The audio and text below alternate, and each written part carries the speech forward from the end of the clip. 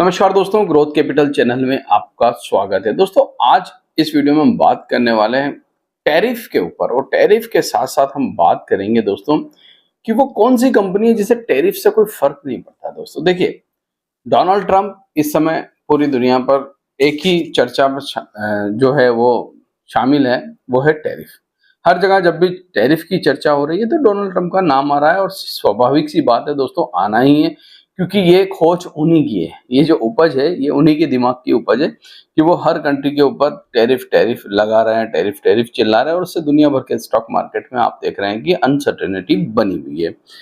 अब ये जो टैरिफ टैरिफ लगा रहे हैं दोस्तों, किस सेक्टर पर, किस कंपनियों पर टैरिफ लगा रहे हैं, आप सभी को पता है। उन्होंने पहले अनाउंस किया हम आईटी पर टैरिफ लगाएंगे, उसके बाद उन्होंने अनाउंस किया हम इन चीज़ों पर इतना इतना परसेंट टैरिफ लगाएंगे, फिर उन्होंने कहा हम इस कंट्री के ऊपर इतना इतना टैरिफ लगाएंगे और उससे हमने देखा आईटी स्टॉक्स में, आईटी कंपनियों में काफ़ी ज़्यादा हमें अनसर्टेनिटी देखने को मिली। और डोनाल्ड ट्रंप जब भी स्पीच देते हैं दोस्तों, कुछ ना कुछ ऐसा बोल देते हैं जिससे दुनिया भर के स्टॉक मार्केट में हम गिरावट देखते हैं। मगर इस समय डोनाल्ड ट्रंप भी बहुत सारी चिंताओं में फंसे हुए हैं। रिसेंटली मैंने एक वीडियो भी बनाया था, आपको लोगों को याद होगा। वो चाइना पर लगाया हुआ टैरिफ जो है वो हो सकता है आगे चलकर हटा दे, अभी नहीं मगर आगे चलकर हटा दे, क्योंकि एक बहुत अच्छी उनकी डील होने वाली है। भारत के स्टॉक मार्केट पे भी टैरिफ का असर पड़ा दोस्तों, और जो है जब टैरिफ अनाउंस हुआ दोस्तों, फिर हम लगातार गिरते चले गए और हमने भी बहुत जबरदस्त गिरावट देखी। आज के इस वीडियो में वैसे कोई बाय सेल रिकमेंडेशन नहीं है दोस्तों, यहाँ पर याद रखिएगा ये वीडियो सिर्फ इंफॉर्मेशन और एजुकेशन पर्पस के लिए बनाया जा रहा है। तो यहाँ रिकमेंडेशन नहीं है, मगर हम उस कंपनी के बारे में बात करेंगे जिससे टैरिफ अगर लगता भी है उस सेक्टर में तो उसको सबसे कम फर्क पड़ेगा, या ये कह लीजिए फर्क बहुत मुश्किल है पड़ना। तो कौन सी कंपनी है दोस्तों, क्या करती है?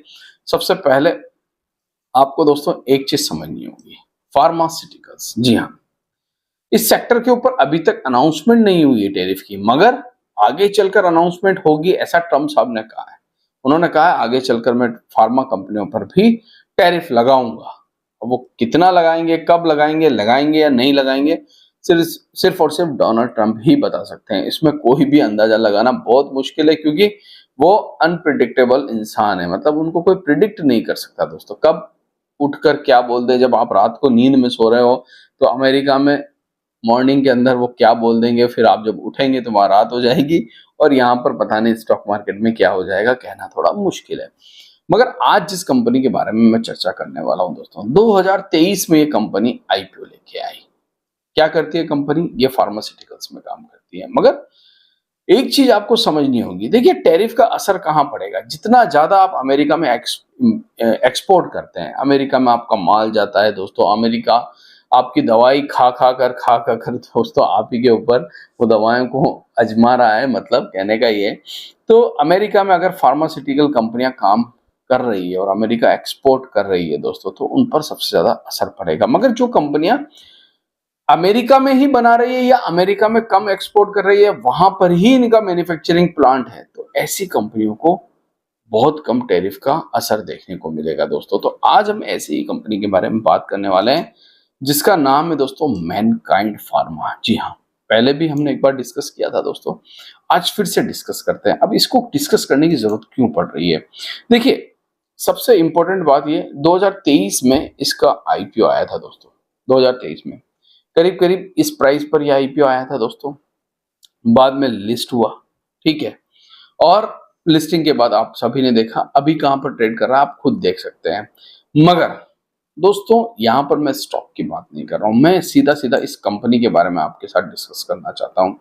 मैंने सिर्फ इसलिए आपको बताया आईपीओ आया था क्योंकि आपको ये जानना जरूरी है कि शेयर होल्डिंग पैटर्न कैसे चेंज हुआ कंपनी का। तो ये कंपनी बेसिकली इंडिया में मैन्युफैक्चरिंग सबसे ज्यादा करती है दोस्तों, और इंडिया में ही अपनी दवाई बनाती है, और इंडिया में ही सबसे ज्यादा इनकी दवाओं की खपत है। मगर ऐसा नहीं है कि सिर्फ इंडिया में ही बनाती है या इंडिया में ही बेचती है। वैसे काम करने में को तो ये आउट ऑफ इंडिया भी बहुत सारा करती है, मगर अधिकतर इसके मैन्युफैक्चरिंग प्लांट जो है वो वहीं पर स्थित है जहां पर ये दवाई कंपनियां काम कर रही है। वैसे इंडिया में अगर हम बात करते हैं हिमाचल प्रदेश, उत्तराखंड, सिक्किम, महाराष्ट्र में इसके मैन्युफैक्चरिंग प्लांट है। सभी लोग मैनकाइंड फार्मा को जानते होंगे। बहुत सारी मेडिसिन ऐसी है इसकी जो बहुत ज्यादा फेमस है दोस्तों। अधिकतर आप देखेंगे दोस्तों इसका जो है नाम भी आपको टीवी पर देखने को मिल जाएगा मैनकाइंड फार्मा का, और बहुत सारे प्रोडक्ट ये कंपनी बनाती है। 30 फैकल्टीज है कंपनी की, 43 बिलियन यूनिट्स जो है कंपनी मैन्युफैक्चरिंग करती। 8 लोकेशन भारत में है इसकी, ये आपको जानना बहुत जरूरी है। और यहाँ पर आप देख सकते हैं इसकी, जैसे हिमाचल प्रदेश में जो है 2-3 यूनिट है। उसके बाद अगर आप आगे देखेंगे तो आगे महाराष्ट्र में इसकी, सिक्किम में अगर बात करें तो सिक्किम में 1 यूनिट है, राजस्थान में जो उदयपुर के अंदर दोस्तों इसकी 1 यूनिट है, और बिहोर राजस्थान में 1 और यूनिट है जो श्री जी लेबोरेटरीज के नाम से। अलग अलग सब्सिडीज है कंपनी की, इसके नाम से ये कंपनी जो है मेडिसिन बनाती है। उसके बाद एक छोटा सा हमारा पड़ोसी देश नेपाल, वहां पर भी इनकी 1 यूनिट आपको देखने को मिल जाएगी। ये तो सिर्फ इंडिया में। अब थोड़ा सा हम इंटरनेशनल घूमते हैं दोस्तों। नॉर्थ अमेरिका, ये कंपनी वहां पर भी काम करती है, नॉर्थ अमेरिका में भी काम करती है, मगर वहां पर जो ये कंपनी है वो अलग नाम से काम करती है, लाइफ स्टार फार्मा। जी हाँ, आप यहाँ पर इस समय देख सकते हैं, इस नाम से ये कंपनी नॉर्थ अमेरिका में काम करती है और वहीं पर इसका मैन्युफैक्चरिंग प्लांट है। 50+ प्रोडक्ट ये जो है दोस्तों यूएस एफडीए अप्रूव्ड है, और under US FDA approved 20+ product इसके वैक्सीनेशन पे भी काम करती है दोस्तों।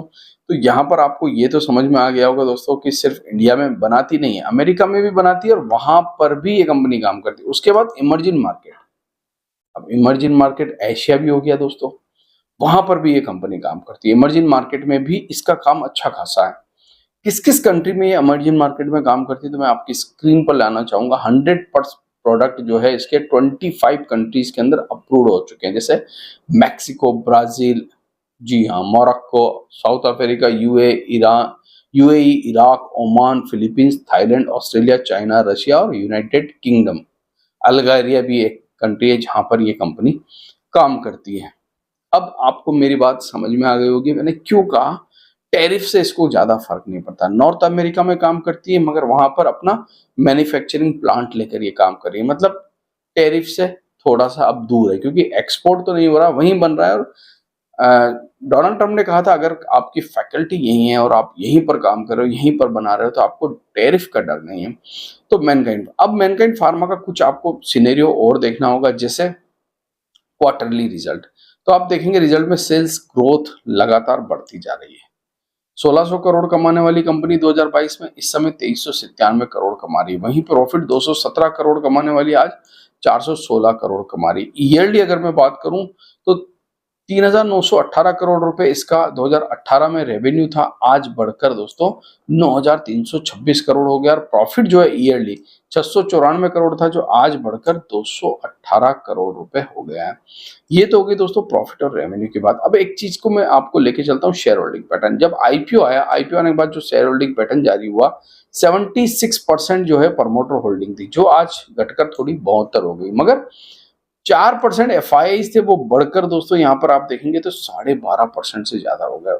डीआई 4.5% थे, जो बढ़कर अब 11.5% हो गया। और पब्लिक जिसके पास बहुत अच्छा माल था 14%, आज उसके पास माल ही नहीं है। 2.89% मात्र जो है इस समय पब्लिक की स्टेक है यहाँ पर। मतलब कहीं ना कहीं पब्लिक से छीना गया एफआईआई डीआई के द्वारा, और पब्लिक ने हो सकता है पैनिक में भी सेल कर दिया हो या मुनाफा वसूली में भी सेल किया हो। जब आईपीओ मिला तो आईपीओ ऊपर की रेट पर जब गया होगा तो उन्होंने वहां पर प्रॉफिट बुक कर लिया होगा। तो मैनकाइंड फार्मा दोस्तों मुझे लगता है टैरिफ से इस कंपनी को ज्यादा फर्क पड़ने वाला नहीं है दोस्तों। स्टडी कीजिएगा, अपने फाइनेंशियल एडवाइजर के साथ डिस्कस कीजिएगा। किसी भी प्रकार से किसी भी स्टॉक में मेरी कोई बाय सेल रिकमेंडेशन नहीं है। यहाँ पर हम कंपनी को देख रहे थे, समझ रहे थे, जान रहे थे दोस्तों। आशा करता हूँ ये वीडियो आपको अच्छा लगा होगा। अगर अच्छा लगा है दोस्तों तो प्लीज आप इसे लाइक कीजिए, चैनल को सब्सक्राइब कीजिए और हमारे टेलीग्राम चैनल से जुड़िए दोस्तों। डिस्क्रिप्शन बॉक्स में आपको लिंक मिलेगा। थैंक यू, धन्यवाद।